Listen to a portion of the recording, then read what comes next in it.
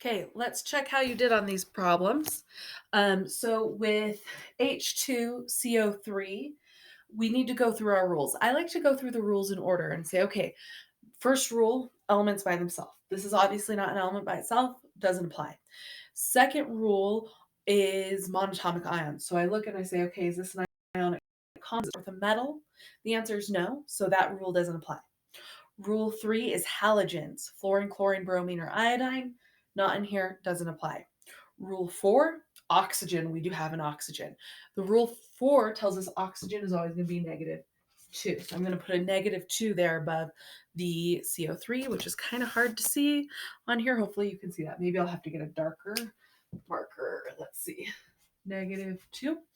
Okay, and then the rule 5 is hydrogen. Hydrogen always has a rule oxidation number of +1. Okay, so those are the ones we know. We have two oxygens times or two hydrogens times 2, so that's going to give us a total of +2. We have three oxygens at -2, which is going to give us a total of -6.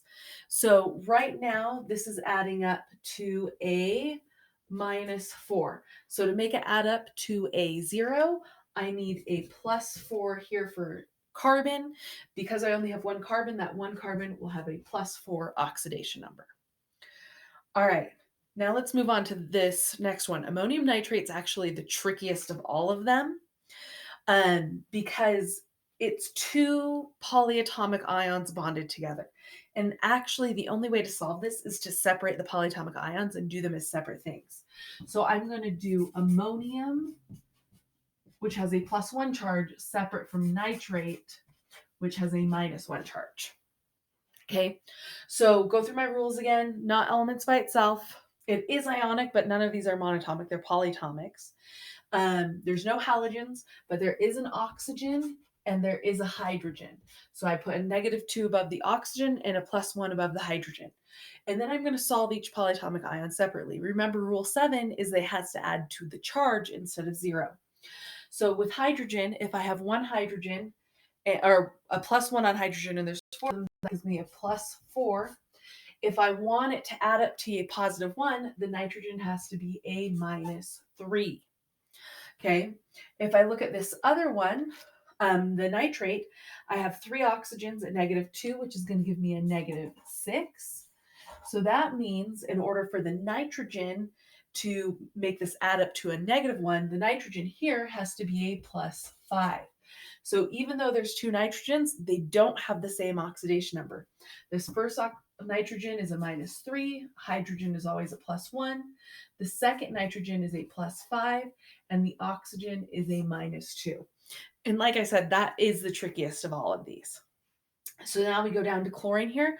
We go through our rules. First rule, elements by themselves. Well, chlorine is an element by itself, so it's 0. I'm done. Moving on. Okay, so then I go up here to Pi3. So I go through the rules. It's not an element by itself. So next rule, is it ionic? It's going to be ionic if it starts with a metal. Phosphorus isn't a metal, so it doesn't apply. Third rule are halogens. Halogens, fluorine, chlorine, bromine, and iodine. Hey, there's iodine here, so I know the iodine is going to be a -1.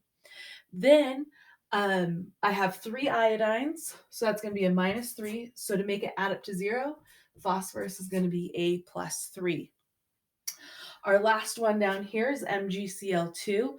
We go through the rules again. First rule, I'm going to kneel. First rule is that elements by themselves, not by itself. Next is ionic compounds. So we look to see if it starts with a metal. And magnesium's a metal. So we're just looking at the charge. The charge of magnesium is always +2, and the charge of chlorine is always -1. And so just by using the charges, I have their oxidation numbers.